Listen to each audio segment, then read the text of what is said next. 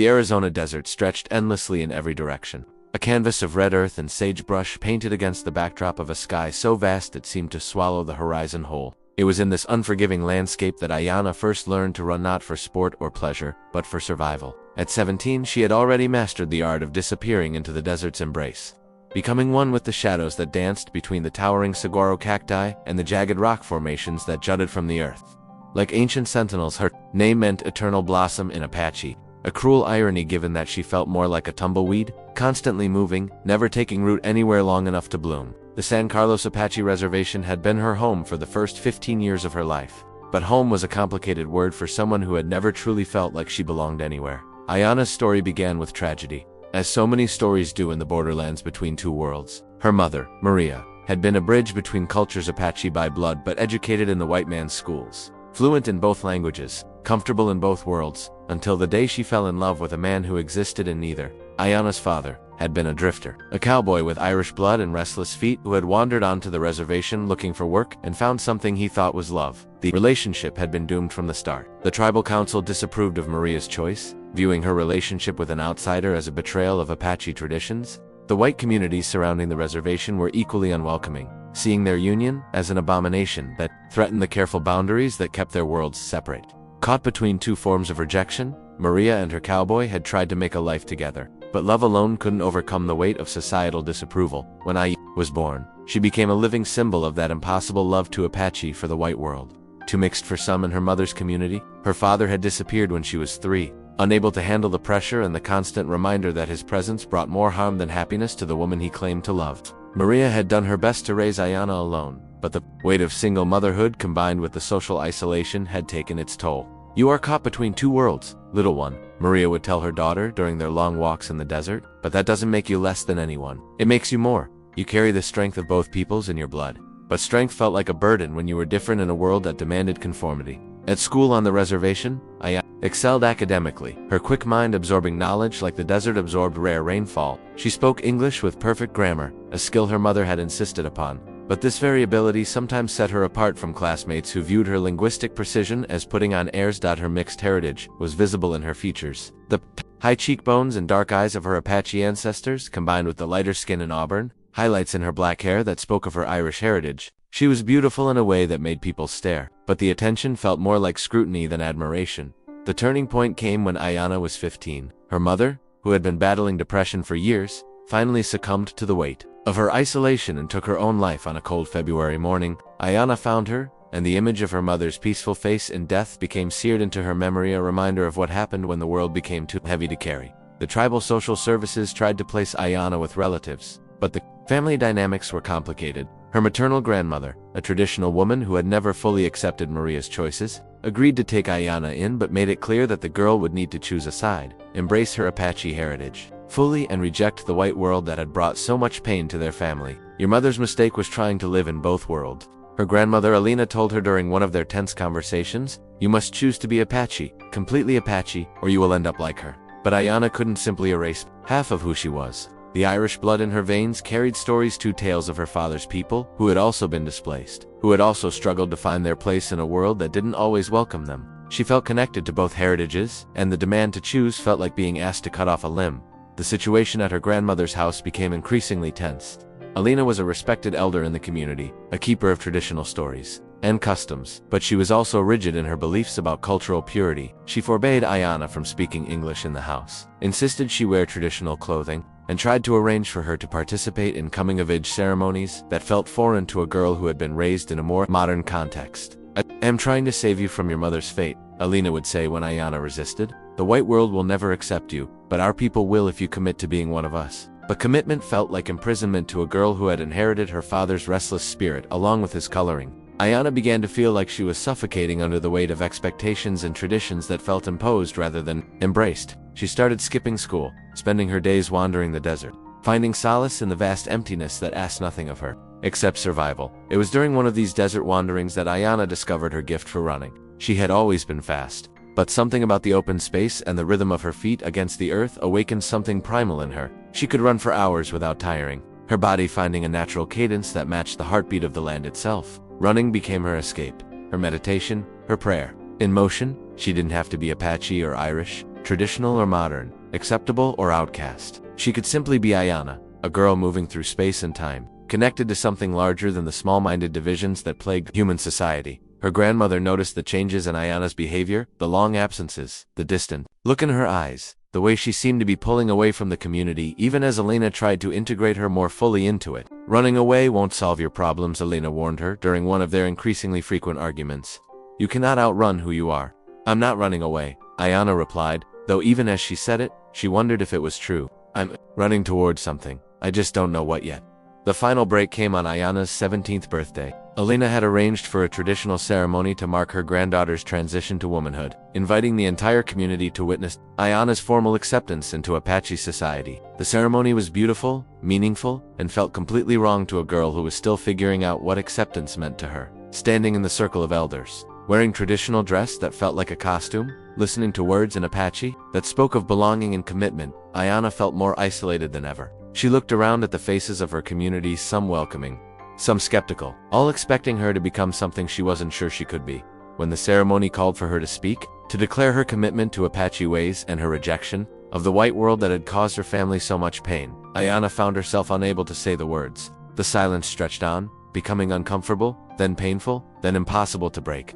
I can't, she whispered finally, her voice barely audible over the crackling of the ceremonial fire. I'm sorry, but I can't. The disappointment in her grandmother's eyes was devastating, but not as devastating as the feeling of betraying herself would have been. Aiyana turned and walked away from the ceremony, away from the community, away from the only home she had known. She spent that night in the desert, sitting on a high mesa, watching the stars wheel overhead, trying to figure out what came next. She had no money, no plan, no destination in mind. All she knew was that she couldn't go back to pretending to be something she wasn't, even if it meant losing the only family she had left. As dawn broke over the desert, painting the sky in shades of pink and gold, Aiyana made a decision. She would leave the reservation, not in anger or rebellion, but in search of a place where she could be herself, of herself without apology or explanation. She returned to her grandmother's house long enough to pack a small bag with essentials. Some clothes, her mother's journal, a photograph of her parents during happier times, and the small amount of money she had saved from odd jobs around the reservation. She left a note for Aiyana, trying to explain her decision without causing more pain than necessary.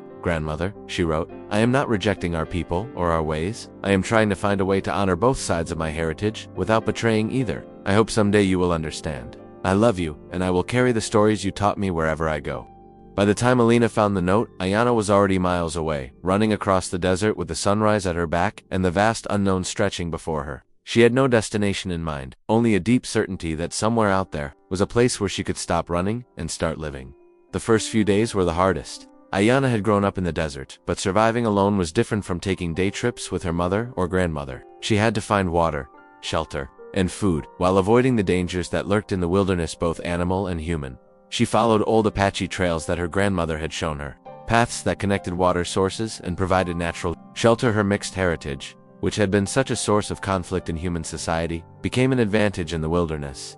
She had inherited her mother's knowledge of desert survival and her father's adaptability to new situations. On the third day of her journey, Aiyana encountered her first real test. She had been following a dry riverbed, hoping it would lead to water, when she heard the sound of vehicles approaching. Instinctively, she hid behind a cluster of rocks, watching as two pickup trucks filled with men drove slowly along the riverbed. Even from a distance, she could tell these weren't friendly travelers. The men were armed, their vehicles bore no official markings, and they moved with the predatory caution of people engaged in illegal activities. Aiyana held her breath as they passed, waiting until the sound of their engines faded completely. Before emerging from her hiding place, the encounter reminded her that the desert, for all its beauty and solitude, was not always safe. There were smugglers, drug runners, and human traffickers who used the remote areas as corridors for their illegal activities. A young woman traveling alone was vulnerable in ways that had nothing to do with thirst or exposure, but Aiyana had inherited more than just survival skills from her Apache ancestors. She had also inherited their ability to move unseen,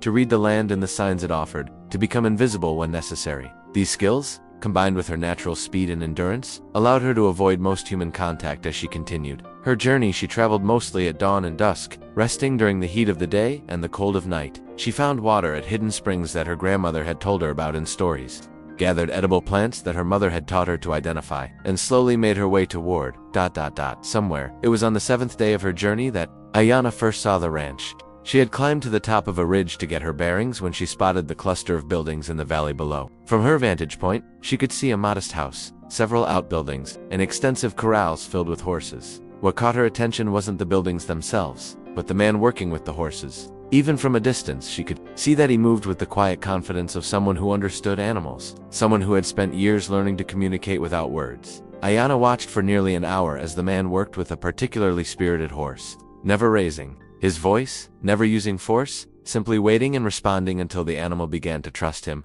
There was something about his patience, his respect for the horse's autonomy, that resonated with her own desire to be understood rather than controlled. She was so absorbed in watching the man work that she almost missed the kind of approaching hoofbeats. A group of riders was coming up the trail behind her, and from their voices and the way they moved, she could tell they were searching for something or someone. "Border Patrol," she heard one of them say. "We got reports of someone moving through this area, probably illegals trying to avoid the checkpoints." Aiyana's heart raced. She wasn't an illegal immigrant, but she was a young Native American woman traveling alone without identification, and she knew that explanations would be complicated and potentially dangerous. She needed to move, and quickly, without thinking, she began to run down the ridge toward the ranch, hoping to find cover among the buildings before the Border Patrol agents spotted her. Her feet found purchase on the rocky slope with the sure-footedness of someone born to this landscape. But the descent was treacherous, and she could hear the riders getting closer. She was still 100 yards from the ranch buildings when she stumbled, her foot catching on a loose rock. She went down hard, rolling several feet before coming to rest against a cluster of prickly pear cactus. Pain shot through her ankle, and dozens of cactus spines pierced her skin. But she could hear voices getting closer and knew she had to keep moving, limping badly, bleeding from multiple puncture wounds. Aiyana hobbled toward the nearest building, a large barn that offered the promise of concealment. She had almost reached the door when she heard a voice behind her. "Easy there, miss, you're hurt." She spun around to find the man she had been watching, the horse trainer, standing about 10 feet away. Up close, she could see that he was older than she had thought, probably in his 40s, with weathered skin and kind eyes that seemed to take in her condition without judgment. "Please," she gasped. "There are men coming? I need to hide." The man looked up the ridge where the sound of voices was getting closer, then back at Aiyana. Without hesitation, he stepped forward and offered her his arm for support. "Come on," he said quietly. "Let's get you inside." As he helped her into the barn, Aiyana felt something she hadn't experienced in months. The simple kindness of a stranger who asked no questions and demanded no explanations. For the first time since leaving the reservation, she stopped running, long enough to wonder if she might have found something worth staying for. The man's name was Jake Morrison, and he was about to become the first person in Aiyana's life who would accept her exactly as she was. No conditions, no demands for change, no expectations beyond basic human decency. But she didn't know that yet. All she knew was that for the first time in days, she felt safe enough to stop running and start healing. Don't miss the next chapter where you'll discover how Jake becomes the person who finally understands Aiyana's pace. Like if you believe everyone deserves to find their place in the world, and subscribe for more stories that celebrate the power of acceptance.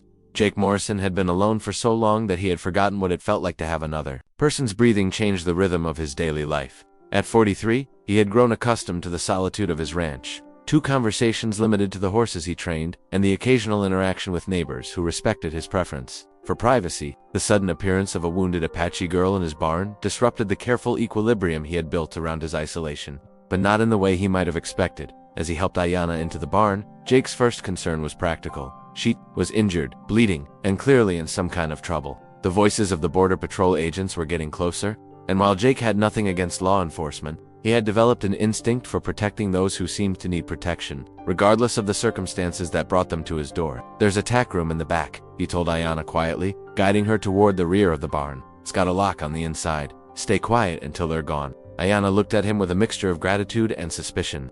In her experience, kindness from strangers usually came with a price, and she had learned to be wary of men who offered help without explanation. "Why are you helping me?" she asked, her voice barely above a whisper. Jake paused, considering the question. It was fair to ask, and he respected her caution. "Because you're hurt and scared, and those seem like good enough reasons." The simplicity of his answer caught Aiyana off guard. She had expected him to ask questions about who she was, where she came from, what kind of trouble she was running from. Instead, he seemed content to help first and worry about details later. The sound of horses approaching the ranch yard interrupted their conversation. Jake helped Aiyana into the tack room, making sure she was hidden behind a stack of saddles, before closing the door. Then he walked calmly out of the barn to meet the Border Patrol agents, his demeanor casual and unhurried. "Afternoon, gentlemen," Jake said as 3 mounted agents rode into his yard. What can I do for you? The lead agent, a man in his 30s with the officious manner of someone who took his authority very seriously, dismounted and approached Jake. We're tracking someone who came through this area in the last hour or so. Young woman, probably Hispanic or Native American, traveling on foot. You seen anyone like that? Jake shook his head. Been working with the horses all morning, haven't seen anyone. Mind if we take a look around? The agent asked, though his tone suggested it wasn't really a request.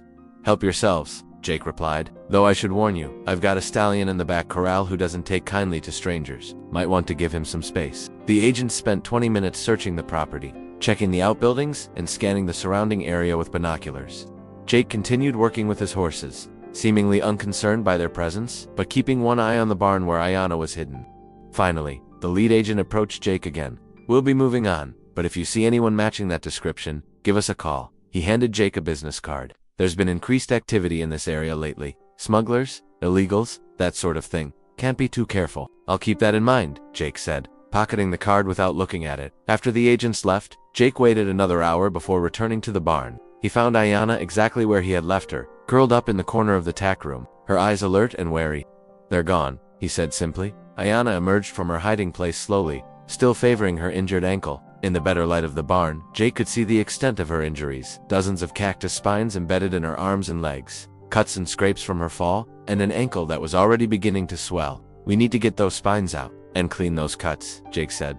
You want to come up to the house? Or would you prefer I bring supplies out here? The question surprised Aiyana. Most people would have simply assumed she would be grateful for any help offered. Jake was giving her choices, respecting her autonomy, even in her vulnerable state. The house is fine, she said after a moment's consideration. Jake's house was modest but comfortable, reflecting the practical sensibilities of a man who valued function over form. The living room was dominated by a large stone fireplace, with bookshelves lining one wall and windows that offered a panoramic view of the surrounding desert. It was clean without being sterile, lived in without being cluttered. Bathrooms down the hall if you want to clean up, Jake said. I'll get the first aid kit and some tweezers for those spines. Aiyana looked at herself in the bathroom mirror and winced. She was filthy from days of travel, her hair tangled with desert debris, her clothes torn and stained with blood and dirt. She looked like exactly what she was, a refugee from her own life. She washed as best she could with cold water, trying to remove the worst of the dirt and blood. When she emerged from the bathroom, she found Jake waiting in the kitchen with an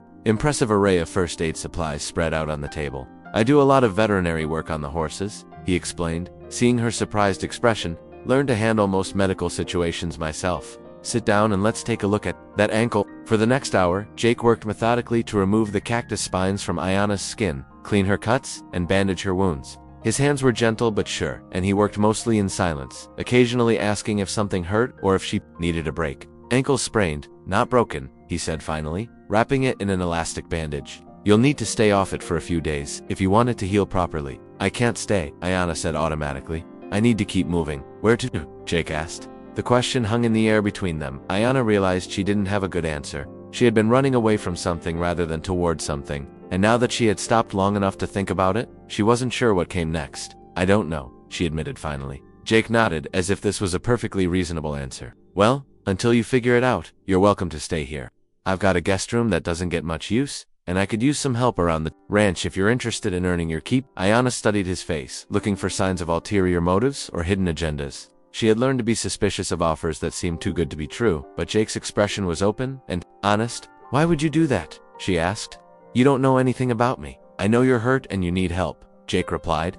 I know you're running from something that scared you enough to risk traveling alone through the desert, and I know you've got enough sense to be cautious about accepting help from strangers. That's enough for now. What if I'm dangerous? Aiyana asked. What if I'm running from the law? Jake considered this. Are you? No, Aiyana said. But you only have my word for that. Your word seems good enough, Jake said.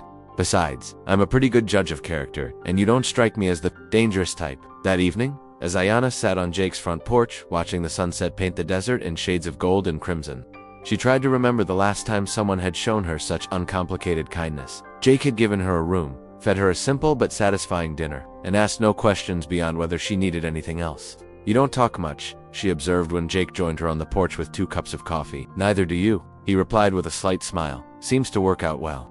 They sat in comfortable silence for a while, watching the stars emerge in the darkening sky. Finally, Aiyana spoke. My name is Aiyana, she said. It means eternal blossom in Apache. Jake. Morrison, he replied. It means supplanter in Hebrew. though I've never been sure what I'm supposed to be supplanting. Maybe you're supplanting loneliness, Aiyana suggested. Jake looked at her with interest. Is that what you're running from? Loneliness? Aiyana considered the question. I'm running from people who want me to be something I'm not, but maybe that's the same thing. Over the following days, a routine developed between them. Jake would rise before dawn to tend to his horses, and Aiyana would help as much as her healing ankle allowed. She proved to have a natural affinity for the animals, moving among them with a quiet confidence that reminded Jake of the best horse trainers he had known.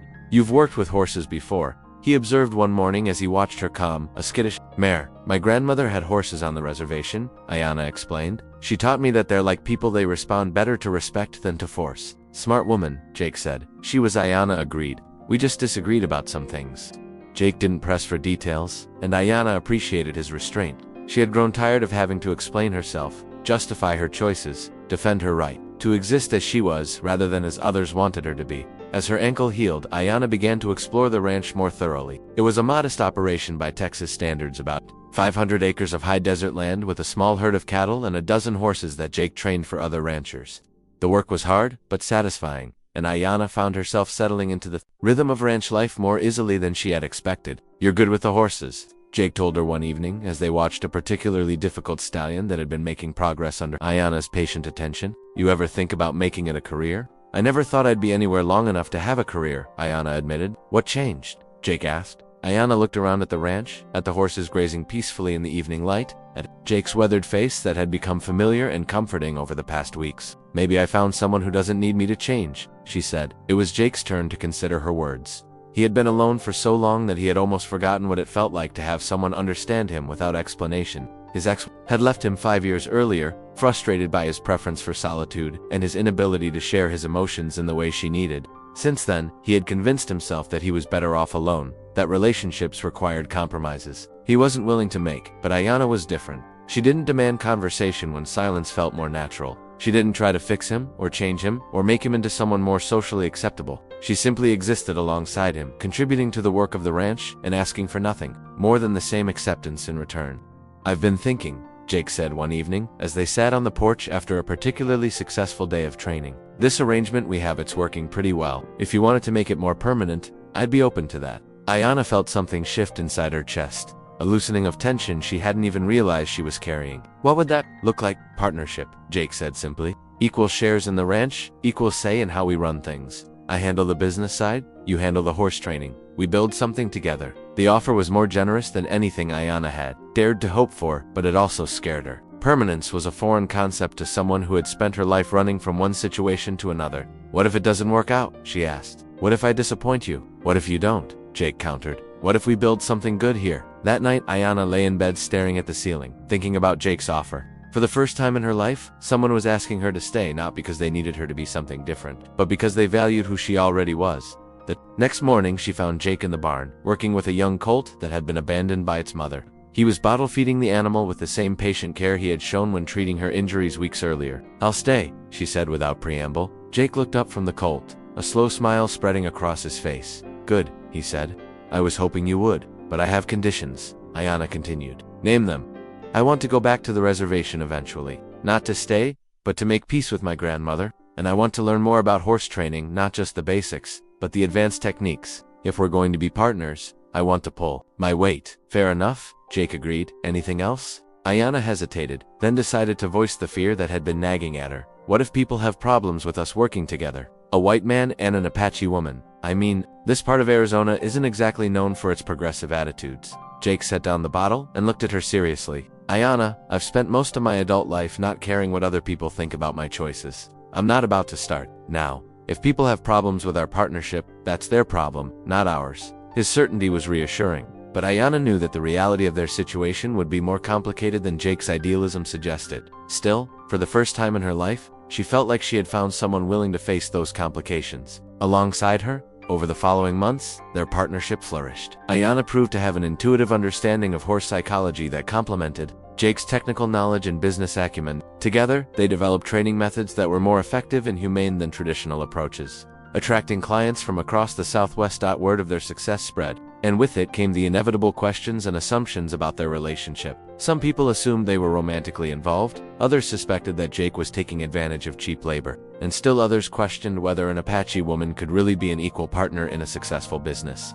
"Let them talk," Jake said when Aiyana expressed frustration about the gossip. "Our success speaks for itself." But it wasn't just their professional success that was drawing attention. There was something about their partnership that seemed to challenge people's assumptions about race, gender, and power in ways that made some folks uncomfortable. The first real test came when a potential client, a wealthy rancher from Tucson, visited the ranch to see their operation. He spent the morning watching Jake and Aiyana work with his horses, clearly impressed by their results but visibly uncomfortable with the dynamic between them. "Morrison," he said, as they concluded the session, "you do good work. But I have to ask, is she really qualified to be training my horses? I mean, no offense, but Indians and horses, well, that's more about riding than training, isn't it?" The silence that followed was deafening. Aiyana felt the familiar heat of anger and shame rising in her chest. But before she could respond, Jake stepped forward. "Mr. Henderson," Jake said, his voice calm but steely, "Aiyana is the most skilled horse trainer I've ever worked with. If you're not comfortable with that, you're welcome to take your business elsewhere. But if you want the best training for your horses, you'll work with both of us or neither of us." Henderson looked back and forth between them, clearly surprised by Jake's response. "Now, Morrison, I didn't mean any offense. Yes, you did," Jake replied. "And you've made your position clear. What's it going to be?" After a long moment, Henderson nodded reluctantly. "All right, we'll try it your way. But I want to see results." "You will," Aiyana said, speaking for the first time since Henderson's arrival. "Your horses will be better trained than they've ever been, and they'll be happier too. That's what we do here." Henderson's horses stayed at the ranch for 6 weeks, and by the time they left, they were transformed. Not only had their behavioral problems been resolved, but they showed a level of responsiveness and trust that impressed even Henderson. "I owe you an apology," he told Aiyana on the day he came to collect his horses. "I was wrong about your abilities, and I'm sorry for my assumptions." "Apology accepted," Aiyana replied. "But maybe next time you'll think twice before judging someone based on their race." Henderson nodded, chastened. "You've got a point, and you've got my business for as long as you want it." As Henderson drove away with his transformed horses, Jake and Aiyana stood together watching the dust settle on the road. "You handled that well," Jake said. "So did you," Aiyana replied. "Thank you for standing up for me." "Partners stand up for each other," Jake said simply. That evening, as they sat on the porch, watching another spectacular desert sunset, Aiyana reflected on how much her life had changed since that desperate day, when she had stumbled down the ridge seeking shelter. She had found more than safety in Jake's barn. She had found a place where she could be herself without apology or explanation.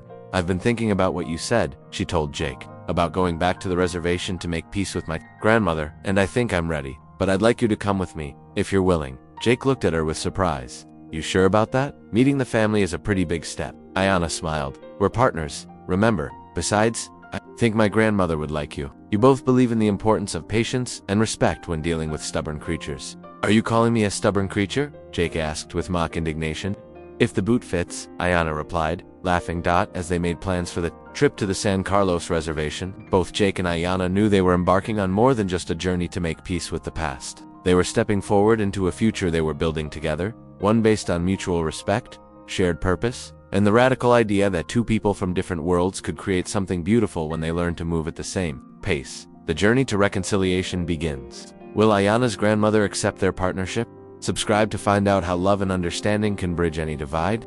The drive to the San Carlos Apache reservation took 3 hours through some of the most beautiful and unforgiving landscape in Arizona. Aiyana sat quietly in Jake's pickup truck, watching familiar landmarks appear through the window, the same red mesas and ancient saguaro cacti of her childhood, unchanged despite the years that had passed since her desperate flight into the desert. "Nervous?" Jake asked, glancing over at her. "Terrified," Aiyana admitted. "My grandmother doesn't change her mind easily, and she's never been shy about expressing her opinions." They had spent weeks preparing for this visit, with Jake researching Apache customs and Aiyana writing several drafts of a letter to her grandmother, trying to find the right words to explain her absence and her desire for reconciliation. Alina Yazzie was waiting for them on her front porch, as if she had sensed their approach. At 73, she was still a striking woman with silver hair braided traditionally and sharp, assessing dark eyes. She wore a simple Apache-style dress, but her bearing commanded respect. "Grandmother," Aiyana said in Apache, using the formal greeting from her childhood. Alina studied her granddaughter,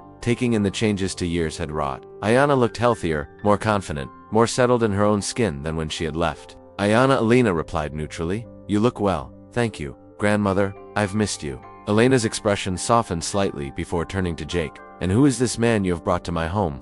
Jake stepped forward, removing his hat as Aiyana had instructed.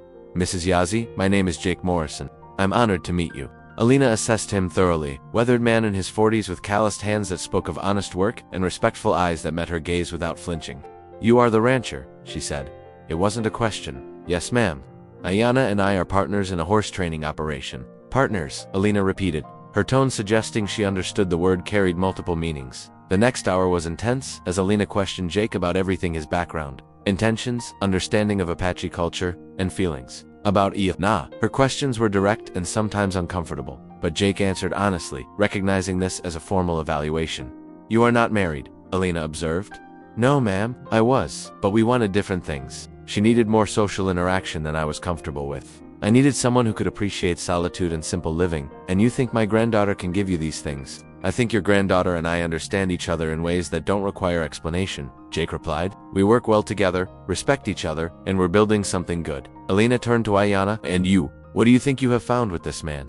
I found someone who doesn't need me to choose between different parts of myself, Aiyana replied. Someone who values what I contribute without trying to change who I am.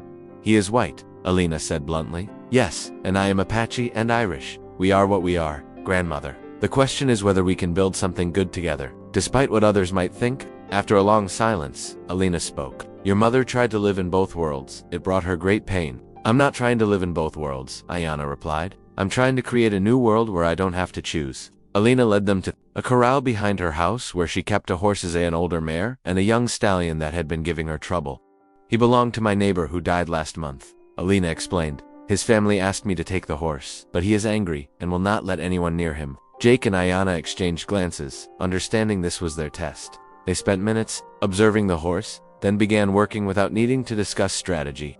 Jake positioned himself at one end while Aiyana approached from the other. They moved slowly, patiently, using body language to communicate with the horse rather than forcing interaction. It was a dance they had performed dozens of times, each anticipating the other's movements. Gradually, the stallion's agitation decreased. After 20 minutes, he allowed Aiyana to touch his neck. After 30 minutes, Jake slipped a halter over his head. Alina watched silently. When they finished, the stallion was calm and responsive. You work well together, she said finally, like people who have learned to speak the same language. Over dinner, Alina shared stories about Aiyana's mother and the struggles Maria had faced balancing her love for a white man with her Apache identity. Your mother was torn between two worlds, Alina said. She could never find peace because she was always trying to please everyone. In the end, she pleased no one, including herself. I'm not trying to please everyone, Aiyana said. I'm trying to be true to myself. And what does that mean? It means accepting all parts of my heritage without apologizing. It means building a life based on my values rather than others' expectations. It means choosing partners who support who I am. Alina studied Jake throughout this exchange. And you? What does being true to yourself mean? Living simply and honestly, working with my hands, treating people and animals with respect, Jake replied, not trying to be something I'm not to fit others' ideas of success. And you think you can do these things together? We've been doing them for 8 months, Jake said. It's worked well so far. Alina nodded slowly. Love must be supported by strength, by shared values, by the ability to stand together against those who would tear you apart. We understand that, Aiyana said. We've already faced some challenges. After a long pause, Alina stood and retrieved a small leather pouch from a cabinet. This belonged to your mother, she told Aiyana. She wore it on her wedding day. It contains herbs for protection and blessing, gathered from sacred places on our land. Aiyana picked up the pouch with trembling hands. Grandmother, I don't understand. You are not your mother, Alina said. You are stronger, wiser, more sure of yourself. You have found a partner who sees your strength rather than trying to diminish it. If you choose to bind your lives together, you will do so with my blessing. That night, standing on Alina's porch under a canopy of stars, Jake and Aiyana processed what had happened. Your grandmother is impressive, Jake said. She likes you. Alina doesn't give approval lightly. What she said about marriage? How do you feel about that? Aiyana turned to face him. I feel like she saw something we've been too careful to name. We are partners in every way that matters.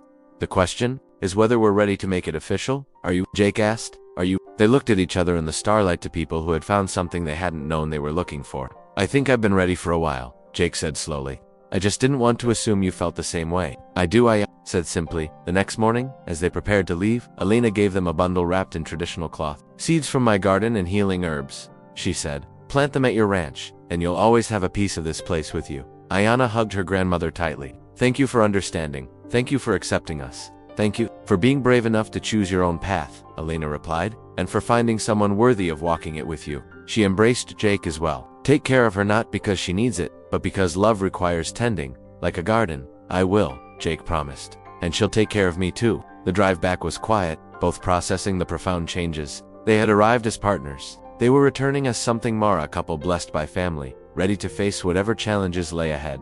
So, Jake said, as they turned into their ranch road, I guess we should talk about wedding plans. Aiyana laughed. My grandmother will have opinions about everything. I wouldn't expect anything less, Jake replied, pulling her close as they looked out at their land, their home together. A love story that proves home isn't a place, but the person who accepts all of who you are. Like if you believe in love that transcends boundaries, subscribe for more stories that celebrate finding your perfect match, and share to inspire others to never stop looking for someone who runs at their pace. Legal notice. This story is completely fictional and created solely for entertainment purposes. The characters, events, and situations described are products of imagination and do not represent real facts. Any resemblance to actual persons or events is purely coincidental.